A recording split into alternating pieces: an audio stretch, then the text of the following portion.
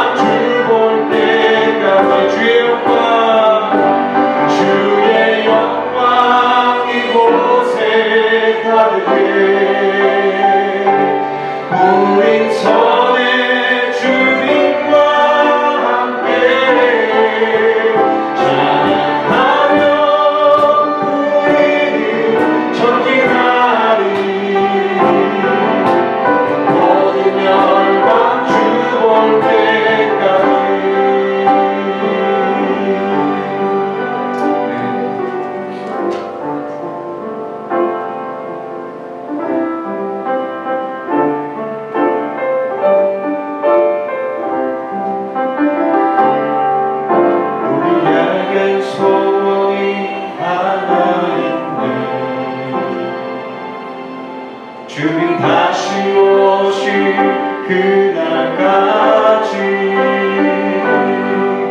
우리 가슴에 새긴 주의 십자가 사랑 나의 교회를 사랑해 하네.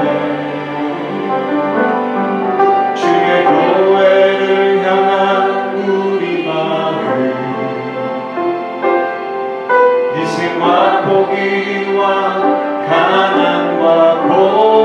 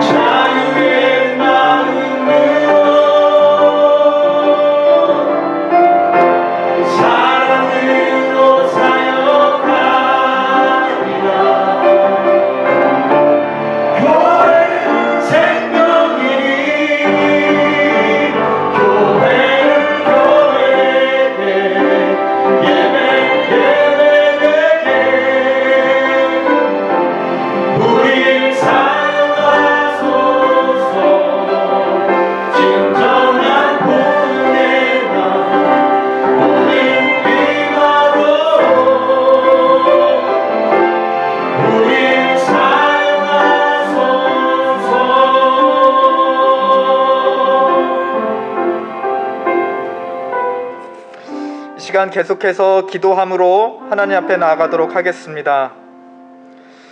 하나님이 우리를 하나님의 임재로 불러주신 것에 먼저 감사합시다. 그렇지만 그 하나님의 임재는 우리에게 축복이자 동시에 우리에게 너무나 위험한 초대인 것을 기억하도록 합시다. 하나님은 너무 거룩하셔서 그의 거룩한 임재에 잘못 들어간 자들은 그 앞에 살 수가 없었습니다. 오직 예수 그리스도 하나님의 온전한 대제사장의 의를 힘입는 자만 하나님의 거룩하심 안에서도 살아남을 수 있고 하나님을 즐거워할 수 있습니다. 오늘 우리가 3월 첫째 주를 맞아 이렇게 자유로운 복장으로 하나님 앞에 예배하러 나왔지만 우리의 마음은 자유로울 수 없습니다. 오히려 더 긴장하고 더 집중하고 더 하나님을 두려워하고 더 예수님만을 의지함으로 하나님의 임재에 들어갈 수 있도록 우리 자신과 서로를 위해서 이 시간 기도하시겠습니다. 하나님 아버지, 거룩한 하나님의 임재로 우리를 초대해 주신 것 감사합니다. 그러나 우리의 본성이 하나님과 다르고 또 우리의 육체뿐인 것을 하나님 기억하여 주셔서 또 우리를 오직 예수님으로 감싸주시고 그 안에서 우리로 찬양하게 하시니 감사합니다. 하나님, 우리가 즐거움과 자유함과 간절한 마음을 가지고 하나님 앞에 나왔다 한지라도 하나님은 우리와 다르시고 또 우리의 친구가 아니시오매 너무나 거룩한 영광의 하나님이시오매 주님, 우리가 한순간도 예수님을 힘입지 않고는 하나님의 거룩하신 임재 앞에 죽을 수밖에 없는 죄인인 것을 이 시간 고백합니다. 예수님, 우리를 당신의 피로 온전히 감싸주시고 주님, 우리를 의롭다 하여 주셔서 우리의 대변자 되어 주셔서 주님, 한순간도 우리를 떠나지 마시옵시고 하나님의 거룩한 임재 앞에 두려움과 즐거움을 가지고 설 수 있도록 주님, 이 시간 우리를 도와주시옵소서. 하나님, 예수님의 의로 우리를 의롭다 하여 주시고 의로운 하나님의 언약 백성에게 하나님의 영원하신 말씀을 허락하여 주시옵소서. 예수님 이름으로 기도드렸습니다. 아멘. 예로부터 한국이 있는 한반도는 호랑이가 많이 살고 있었습니다. 호랑이. 그래서 전래동화에 호랑이와 관련된 동화가 많이 있었죠. 그래서 오죽했으면 대부분의 전래동화가 어떻게 시작하냐, 옛날 옛적 호랑이가 담배 피던 시절에 하면서 이제 시작하는 경우가 굉장히 많습니다. 근데 호랑이가 어떻게 담배를 필까요? 뭐 이렇게 필까요? 이렇게 필까요? 아니면 이렇게 곰방대 가지고 이렇게 뻐끔뻐끔 호랑이가 담배를 피는 걸까요? 말이 안 되고 이상한 소리처럼 들리지만 사실 또 꼭 그렇지만도 않습니다. 왜냐하면 호랑이가 담뱃잎을 좋아한대요. 그 박하향 같은 호랑이 잎을 좋아해서 산에서 마을로 내려와서 그 담배잎을 재배하면 그 밭에 들어와서 이제 담뱃잎을 따 먹는 거죠. 그래도 이제 좀 허기가 진다 싶으면 또 사람도 한번 잡아먹고 그렇습니다. 그러니까 호랑이가 담배 피던 시절이라는 건 정확하게 얘기하면 호랑이가 마을로 내려와서 담뱃잎을 뜯어먹던 시절이라고 우리는 볼 수 있겠습니다. 지금 우리는 어디 마을에서 호랑이를 볼 수가 없는 시대를 살고 있죠. 그렇죠?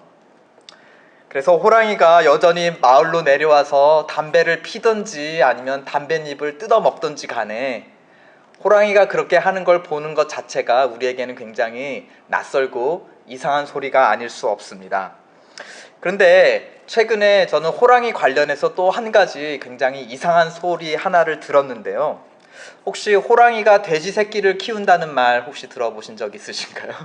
아니, 호랑이가 돼지를 잡아먹는다는 소리는 들어봤어도 어미가 되어서 돼지 새끼를 사랑하고 키워준다. 이거 굉장히 뭔가 말이 안 되는 소리 같지 않습니까? 그런데 그게 또 전혀 이상한 소리는 아닌 것 같습니다. 우리 한번 동영상 한번 잠깐 보실까요? 잠깐 떨어져 있는 것도 애가 탔는지 우리로 돌아온 새끼 돼지를 반갑게 나가 맞이하는 어미 호랑이. 내 새끼 어디 갔다 온 거야? 엄마가 정말 보고 싶었어. 엄마한테 보고 싶었어요. 나는 세상에서 엄마가 제일 좋아요. 끄끄. 그래 아우 이쁜 내 새끼. 이렇게 한바탕 소동이 끝나고 어미 호랑이의 식사 시간이 찾아왔습니다. 그런데 어미 호랑이에게 갈 메뉴는 바로 돼지고기? 왜 하필 돼지고기를 주는 거예요? จะดีหน่อยถ้าให้หมูมันจะสมบูรณ์มันจะอ้วนกว่าทุกตัวนะถ้าได้กินหมูทุกตัวเนี่ย 어떻게 해서든 먹이고 싶은 마음에 작은 조각을 골라 건네보는데요. 오늘 한 끼도 제대로 먹지 못한 어미 호랑이. 슬금슬금 다가와 관심을 보이긴 하지만 고기라면 덥석무는 보통의 호랑이와는 다르게 그냥 외면하고 맙니다. 쟤들 앞에서 돼지고기를 어떻게 먹으라는 거야? 새끼를 생각하면 절대 먹을 수 없지만 허기진 배를 참을 수 없는 어미 호랑이. 다시 한번 한참을 망설이는데요. 애틋한 모성이 야생 본능을 이기는 순간 아무리 그래도 내가 돼지고기를 어떻게 먹어? 난 못 먹어.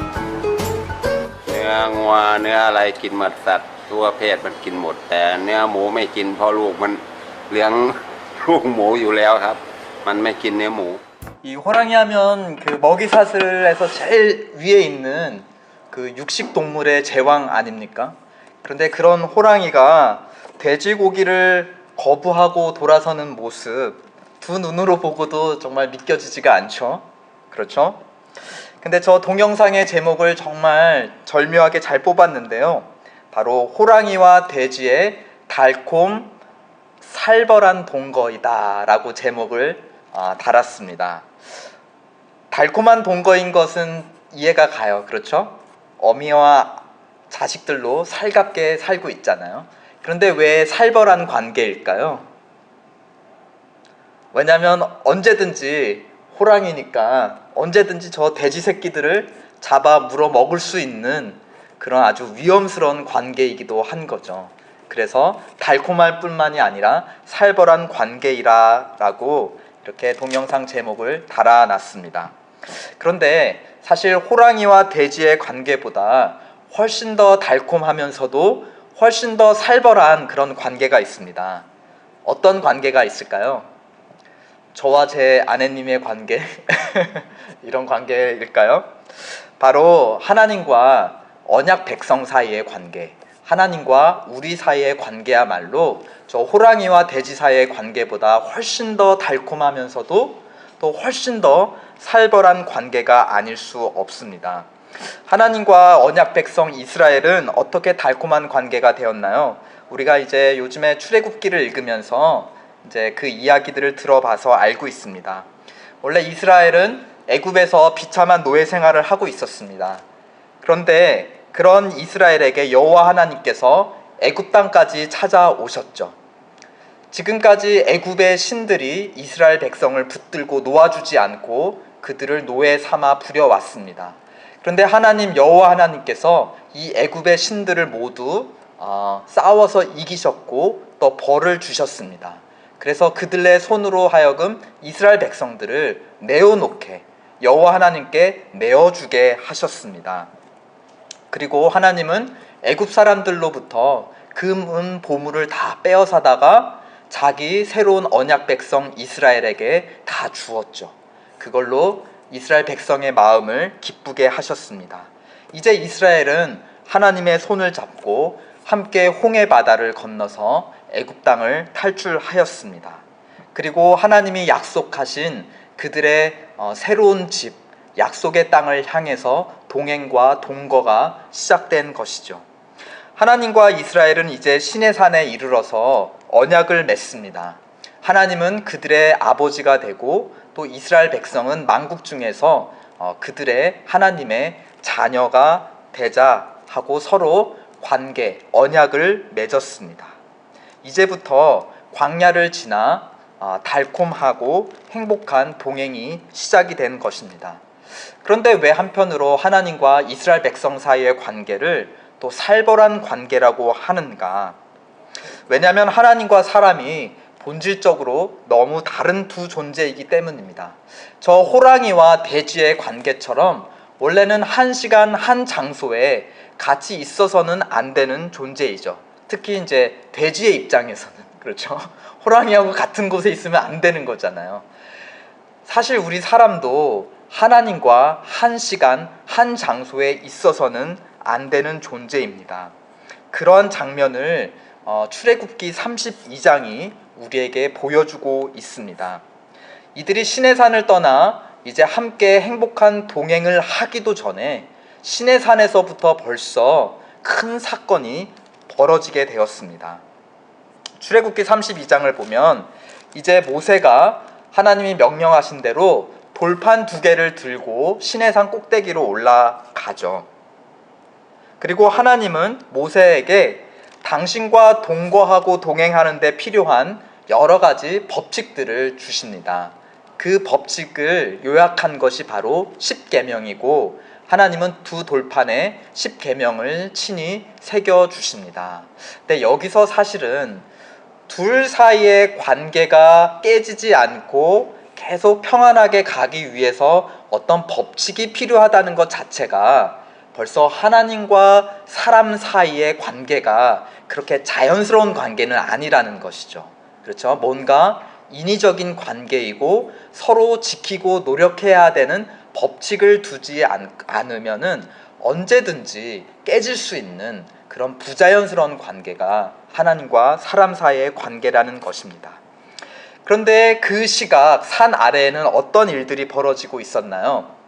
모세가 산으로 올라간 지 40일이 지났는데도 깜깜무소식이었습니다.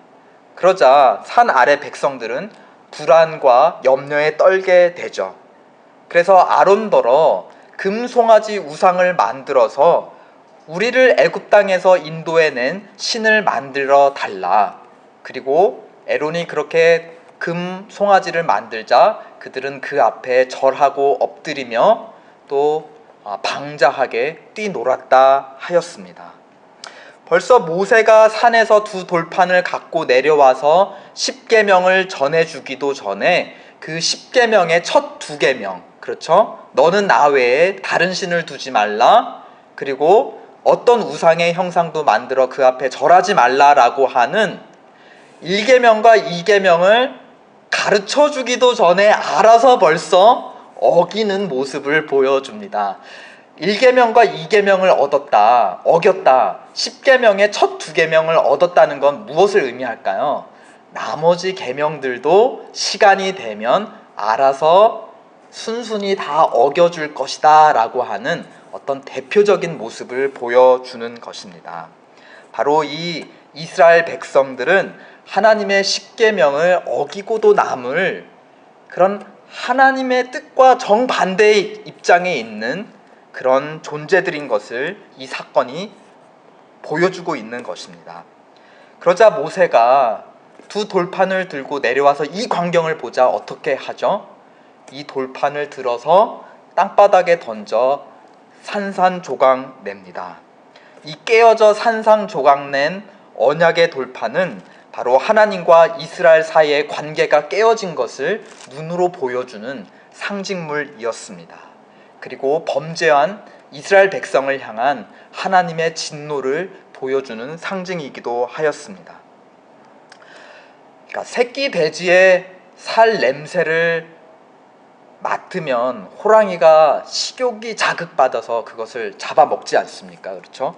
그러니까 새끼 돼지의 살 냄새가 호랑이의 야성을 자극하듯이 우리 인간이 풍기는 죄성은 하나님의 분노를 자극한다 하는 것입니다. 그러니 하나님과 사람은 같이 있어서는 안 되는 사이고 가까이 하기에는 서로 너무 위험한 사이인 것이죠. 근데 원래는 사실 하나님과 사람이 이런 관계가 아니었어요. 그렇죠? 태초에 에덴 동산에서 아담과 하와는 벌거벗고도 아무런 부끄럼 없이 하나님 앞에 섰습니다.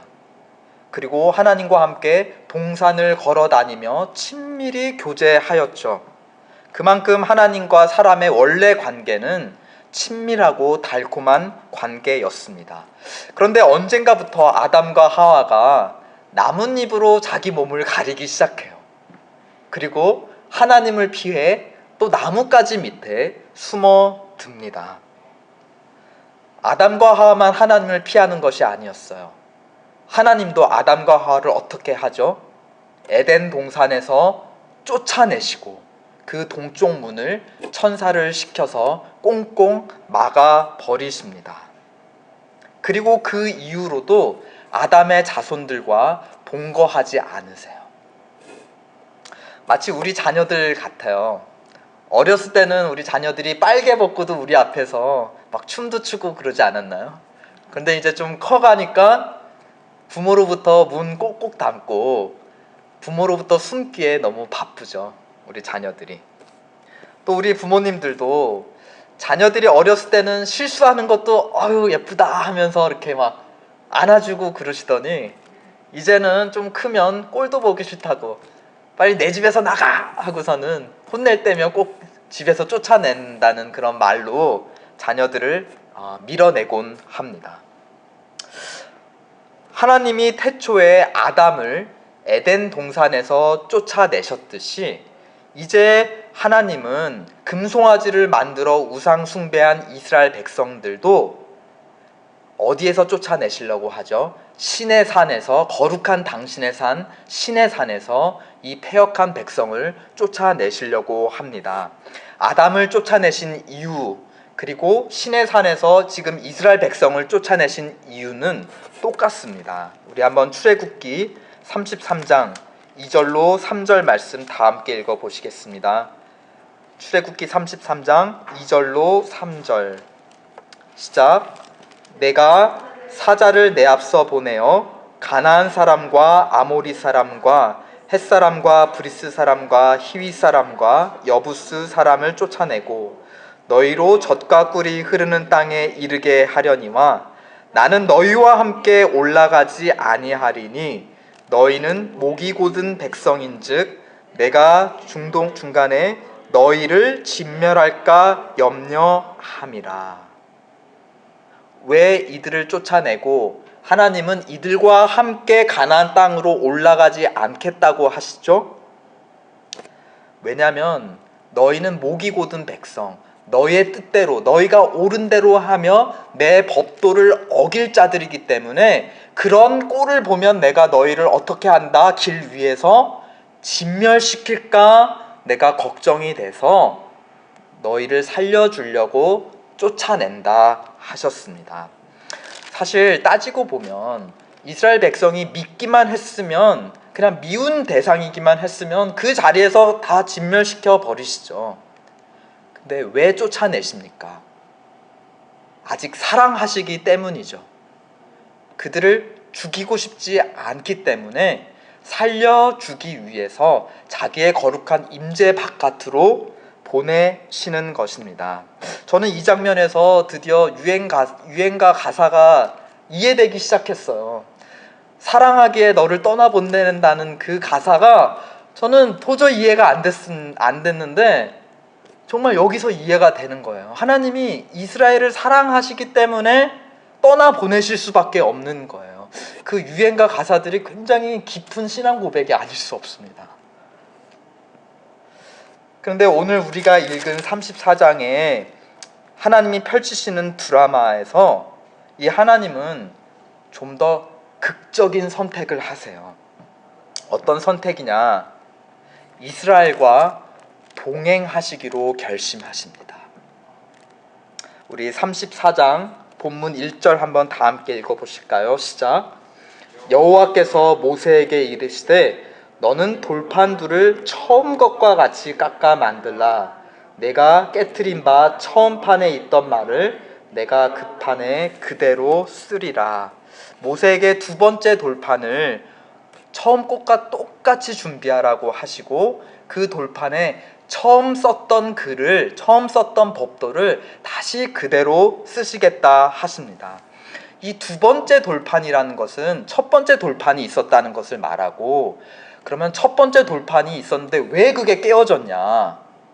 바로 이스라엘 백성이 범죄했다는 사실을 가르쳐 줍니다. 그럼에도 불구하고 두 번째 돌판을 첫 번째 것과 똑같이 만들어 똑같은 글을 쓰겠다는 것은 그럼에도 불구하고 이스라엘을 향한 하나님의 마음은 변하지 않고 똑같다는, 그것을 보여주고 있는 것이죠. 그런데 이 두 번째 돌파는 처음보다 더 하나님의 진지한 마음을 보여줘요. 첫 번째 돌판을 가지고 올라갔을 때는 모세가 그를 도와주는 서번트 여호수아와 함께 올라갔습니다. 그런데 두 번째는 오늘 본문 3절을 보시면 아시다시피 너는 아무도 너와 함께 오르지 말라, 여호수아도 오르지 말고 오직 너만 와라 하고서는 홀로 올라오게 하십니다. 그리고 첫 번째 돌판을 주셨을 때는 이 거룩한 산 시내산 근처에 다른 백성들은 얼씬거리지 못하게 하라 했는데 이 두 번째 올라올 때는 또 3절 후반부를 보시죠. 인적을 금할 뿐만이 아니라 양과 소도 산 앞에서 먹지 못하게 하라. 사람만이 아니라 동물조차도 가까이 오게 하지 말라. 지금 하나님 마음이 굉장히 지금 진지하시고 심각하시고 흥분되어 계시는 것을 우리가 느낄 수가 있습니다. 그 덕분에 본문 4절에 보면 모세가 홀로 두 돌판을 손에 들고 산을 올라갑니다. 굉장히 어려운 장면이에요. 그렇죠? 산을 올라갈 때 손을 쓰면서 나무를 붙잡고 돌을 붙잡고 올라가야 되는데 이 돌판을 들고 간다는 것이 쉽지 않습니다. 모세는 이스라엘 백성의 대표자가 되어서 산으로 올라가고 본문 5절을 보면 여호와께서 구름 가운데 산 위로 강림하세요. 하나님은 하늘로부터 산 위로 내려오십니다. 그러니까 중간에서 만나는 것이죠. 모세는 인간 대표로 해서 산으로 가는 것이고 하나님은 산에서 내려와서 지금 산 위에서 모세를 다시 만나시는 것입니다. 지금 이스라엘 지도자 대표자 모세와 산 위에서 함께 하신다는 것은 모세가 대표가 되어서 이끄는 그의 백성들과 앞으로도 함께 하시겠다고 하는 하나님의 의지의 표현이 아닐 수 없습니다. 아담과 하와가 에덴 동산에서 추방된 이후로 하나님은 어떤 사람과도 동거하고 동행하지 않으셨어요. 물론 아브람과 이삭과 야곱 같은 믿음의 조상들에게 나타나셔서 말씀은 해주셨죠. 근데 보통 보면은 사자를 보내서 말씀을 하세요.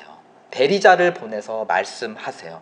그리고 필요할 때 그냥 가끔씩 때마다 필요할 때 나타나셔서 말씀을 주시지 그들 가운데 함께 땅으로 내려와서 함께 계속 거하시면서 동행하지는 않으셨습니다. 그런데 왜 동행이 시작되기도 전에 언약을 벌써 깨트린 이스라엘 백성과 함께 하나님은 동행하고 동거하기로 결심을 하셨는가? 이 불가능해 보이는 동거와 동행이 가능하게 된 이유를 본문 34장에서 우리는 찾을 수 있습니다. 6절과 7절 한번 그 이유를 우리가 한번 밝혀보도록 하겠습니다. 시작. 여호와께서 그의 앞으로 지나시며 반포하시되 여호와로라 여호와로라 자비롭고 은혜롭고 노하기를 더디하고 인자와 진실이 많은 하나님이로라. 인자를 천대까지 베풀며 악과 과실과 죄를 용서하나 형벌받을 자는 결단코 면제하지 않고 아비의 악을 자여손 3, 4대까지 보응하리라. 여러분, 호랑이와 돼지 사이에 동거가 가능하려면 그 실현 여부는 누구에게 달려 있습니까? 돼지에게 달려 있나요? 아니죠. 호랑이에게 달려 있습니다. 호랑이가 잡아먹지 말아야 돼요. 그렇죠. 그렇다면 호랑이가 돼지를 긍휼히 여기고 불쌍히 여기고 제 자식으로 여겨 자기의 식욕을 부인하고 참아야지만 이 호랑이와 돼지 사이의 동거 관계가 가능합니다. 그렇다면 하나님과 백성 사이의 관계가 계속 지속되려면 그 실현 여부는 누구에게 달려 있는 것이죠? 바로 하나님에게 달려 있습니다. 하나님의 긍휼하심과 인자하심, 또 우리를 불쌍하게 여기심, 우리의 연약함을 헤아리시는 하나님의 마음에 달려 있다는 것입니다. 그러니까 그게 6절에서 하나님이 나타내시는 거예요. 자기가 자비롭고 은혜롭고 노하기를 더디하고 인자와 진실이 많은 하나님이라고 자기를 계시하는데, 사실은 이것은 자기 계시일 뿐만이 아니라 모세를 향한, 또 모세가 대표하는 이스라엘 백성을 향한 하나님의 자기 다짐이나 다름없습니다. 너희를 향하여 나는 인자하고 노하기를 더디하며 진실과 인애로 너희를 대하겠다라고 지금 마음에 새기시는 거예요. 하나님이 돌판에 새기신 것은 다름 아니라 이스라엘을 향한 하나님의 마음이었고, 내가 앞으로 어떤 일이 있더라도 이들을 포기하지 않겠다고 하는 하나님의 각오를 새겨 놓은 것이었습니다. 그 하나님의 마음이 지금 얼마나 진지한지를 7절에서 비유를 통해서 우리에게 알려주시는 거예요. 너희를 향한 사랑은 내가 몇 대까지 내가 지키겠다? 1000대까지, 1000 generation까지 내가 내 사랑을 지켜나가겠다. 그런데 너희가 잘못했을 때 내가 체벌할 건데 그거는 몇 대까지만 하겠다? 뭐라고 되어 있죠? 3, 4대, 3 or 4 generations. 그래서 어떤 분은 이걸 보고 부모가 잘못하면 3, 4대까지 하나님의 저주가 집안에 임한다 이렇게 보시는데, 그것은 이 맥락에 맞지 않습니다. 지금 이것은 문학적 표현이에요. 하나님의 사랑과 하나님의 공의를 지금 비교하는데, 내 사랑은 몇 대까지 간다? 1000대까지 가고, 나의 공의, 너희를 향한 나의 체벌은 겨우 3, 4대까지 요 정도만 갈 거다. 아니 1000과 3, 4를 비교해 보세요. 지금 무슨 의미입니까? 그만큼 내가 압도적으로 너희를 사랑하겠다라고 하는 하나님의 각오를 표현하시는 것입니다. 이 장면, 이 34장의 장면을 표현한 것이 또한 시편 103편이에요. 거기에는 두 번째 돌판에 똑같은 언약을 새기시는 하나님의 마음을 또 다른 비유를 통해서 이렇게 표현하세요. 시편 103편 11절입니다. 이는 하늘이 땅에서 높음같이 그를 경외하는 자에게 그의 인자하심이 크심이로소이다. 얼마나 크냐? 하늘과 땅만큼. 이것을 뒤집어 말하면 무엇을 우리에게 가르쳐주고 있냐? 하나님과 우리 사이가 얼마나 멀리 있는 사이라는 겁니까? 하늘과 땅만큼. 하나님이 하늘에 계시고 우리가 이 땅에 있는 만큼 우리는 원래 그렇게 가까운 사이가 아니라 그만큼 본질적으로 서로 다른, 멀리 떨어져 있는 원수된 관계이라는 것입니다. 그런데 그런 하나님과 우리가 어떻게 동거하고 동행할 수 있게 되었는가? 사람이 땅에서부터 선행을 쌓아 올라가서 하늘까지 이르러 하나님이 계신 보좌에 이르러서 비로소 이 멀리 떨어진 두 관계가 하나가 되어서 동거하고 동행하게 되었습니까? 아니다. 하나님께서 하늘로부터 땅까지 그 먼 길을 반대로 하나님의 인자와 긍휼과 은혜로 채워 내려오셨다. 하나님이 내려오셨다 하는 것입니다. 10년도 더 된 일이에요. 제가 필라델피아에 살 때 있었던 일인데요. 필라델피아에서 출석하던 그 교회에 한 가정이 있었고, 불행히도 아들이 실종이 되었어요. 아들을 잃어버렸어요. 그래서 그 아버지가 경찰에도 신고하고 지역 언론에도 막 다 광고를 하고 수단 방법을 가리지 않고 그 아들을 이제 찾으려고 막 애쓰셨어요. 그래도 찾을 수가 없었어요. 그러자 이 아버지가 어떻게 하셨냐면 자기 일을 포기하시고 막 미국 전역을 다 돌아다니시는 거예요. 모든 도시마다 다 돌아다니면서 직접 아들을 찾아 나서기 시작합니다. 근데 이제 일을 포기하고 돌아다니시니까 생계가 막막하잖아요. 그때 교회 성도들하고 필라델피아의 한인 동포들이 이 성금을 모아서 이분들의 생활을 지원해 드렸습니다. 근데 결국 실종 3년 만에 아버지가 아들을 찾으셨어요. 어디서 찾으셨냐? 시애틀, 저쪽 미국 서부 시애틀에서 드디어 아들을 찾으신 거예요. 그러니까 필라델피아, 미국 동부 끝에서 잃어버린 아들을 시애틀, 그 미국 서부 끝에서 3년 만에 되찾은 겁니다. 그 3년 동안 이 아버지는 이 광활하고 광활한 미국 땅 전역을 아들을 찾겠다는 그 들끓는 부정애로 다 채우며 이 넓은 미국 땅을 그 아버지의 사랑으로 다 채운 끝에 서쪽 끝에서 마침내 아들을 찾으셨다 하는 겁니다. 마찬가지로 하나님은 미국 땅보다 더 넓고 더 먼 하늘과 땅 사이를 자기의 사랑으로, 은혜로, 인자로 노하기를 더디하는 긍휼한 마음으로 이것을 다 채우시고 그 끝에 땅 아래에 있는 우리를 찾아 내려오셨다. 그래서 시편 103편 13절 14절은 이스라엘을 향한 하나님의 사랑을 아버지의 사랑으로 이렇게 노래합니다. 아버지가 자식을 긍휼히 여김같이 여호와께서는 자기를 경외하는 자를 긍휼히 여기시나니 이는 그가 우리의 체질을 아시며 우리가 단지 먼지뿐이심을 기억하심이로다.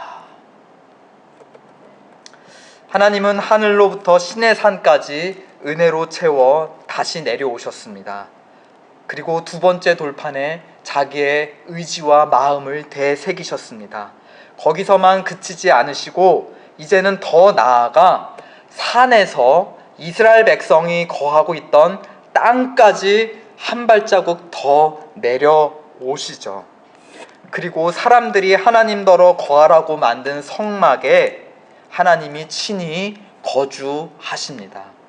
우리 읽은 이번 주에 마지막으로 읽은 출애굽기 30장 35절을 보면 하나님의 영광이 그 성막을 가득 채워서 모세조차도 그 성막 안에 들어갈 수 없었다.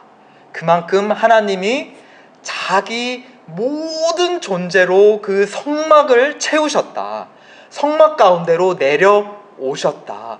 이것은 하나님께서 이스라엘 백성에게 자기를 주실 때 그냥 뭐 하나 꺼내 주셨다는 말이 아니죠. 그것을 자기의 모든 영광으로 채울 만큼 자기 자신을 이스라엘 백성에게 그 전부를 주셨다라는 표현입니다. 이제 에덴 동산 이후로 처음으로 하나님께서 당신의 백성들 가운데 처음으로 동거하기 시작하시고 이제 출애굽기 넘어서 레위기부터 민수기 통해서 하나님과 이스라엘 백성 사이에 동행이 시작됩니다.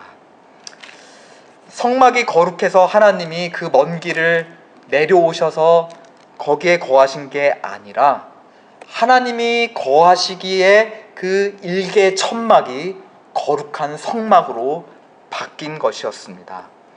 하나님은 이제 성막, 천막이 아닌 성령으로 말미암아 우리 한 사람 한 사람을 성전 삼아 거하시기로 작정하셨습니다. 고린도후서 6장 16절 우리는 살아계신 하나님의 성전이라 이와 같이 하나님께서 이르시되 내가 그들 가운데 거하며 두루 행하여 나는 그들의 하나님이 되고 그들은 나의 백성이 되리라. 우리가 거룩해서 하나님이 우리 안에 들어오신 것이 아니라 하나님이 작정하시고 우리 안에 들어오셨기에 우리가 하나님이 거하실 만한 성전으로 변한 것입니다. 하늘에서 땅까지 은혜로 채우시고 그 길을 따라 친히 영광 중에 강림하신 하나님 앞에 모세는 어떻게 반응하나요? 우리 34장 8절 보실까요? 모세는 급히 땅에 엎드려 경배합니다. 우리도 모세처럼 이 낮은 자리에 우리와 함께 친히 거하시고 임재하신 하나님 앞에 엎드려 경배합시다. 그리고 모세는 그 하나님께 이렇게 간절히 간구합니다. 우리도 그처럼 우리 가운데 임재하신 하나님께 이렇게 간절히 간구합시다. 본문 34장 9절 다 함께 읽으시겠습니다. 시작. 가로되 주여 내가 주께 은총을 입었거든 원컨대 주는 우리 중에서 행하시옵소서. 이는 목이 곧은 백성이니이다. 우리의 악과 죄를 사하시고 우리로 친히 주의 기업을 삼으소서. 아멘. 우리 가운데 거하신 하나님의 영광을 찬양합시다. 주의 영광을 우리 가운데 계신 주님 그 빛난 영광 그 빛난 영광 온 하늘 덮고 그 찬송 온 땅 가득해 주의 영광을 찬송 가운데 서신 주님 주님의 얼굴을 온 세상 향하네 원능의 발을 드셨네 우리 다 함께 일어서서 찬양합시다. 영광 이곳에 가득해 우리 선의 주님과 함께 찬양하며 우리는 전진하리 모든 열방 주올 때까지 하늘 아버지 하늘 아버지 우리를 새롭게 하사 그 중에서 주를 섬기게 하소서. 모든 나라 일어나 찬송 부르며 영광의 주님을 보게 하소서. 주의 영광 이곳에 가득해 우리 선의 주님과 함께 찬양하며 우리는 전진하리 모든 열방 주올 때까지 모든 열방 주올 때까지 모든 열방 주올 때까지